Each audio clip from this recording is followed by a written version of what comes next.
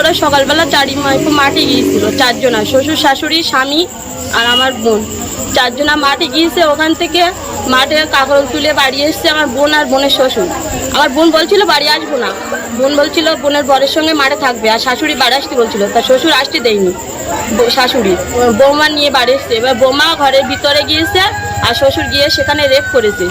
Rape করার পরে মারধর করেছে, বোন বাঁচার জন্য চেষ্টা করছিল, মারধর করেছে, গলায় ফাঁস দিয়েছে, সে মুখ চেপে ধরেছে আর মুখে কাপড় বেঁধে দিয়েছে, আর সমস্ত হাতে তাতে সমস্ত গায়ে রক্ত জমেছিল, হাত টাত ভেঙে দিয়েছে, গলার হুড়গুন সব চেপে দিয়েছে। এমন মারধর করেছে যে ওখান থেকেই প্রায় কুমায় চলে গেছে, গাল দিয়ে রক্ত বাড়াচ্ছিল আর চোখে সব রক্ত জমে গিয়েছিল।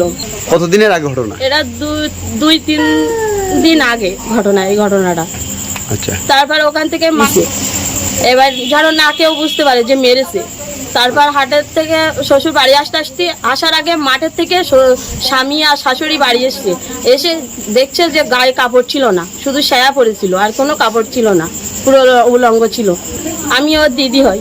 আপনার নাম? আমার নাম অঞ্জনা বিবি। শ্বশুরের নাম? আশেক আলী।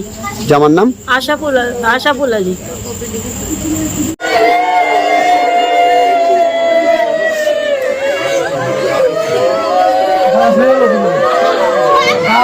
খেলো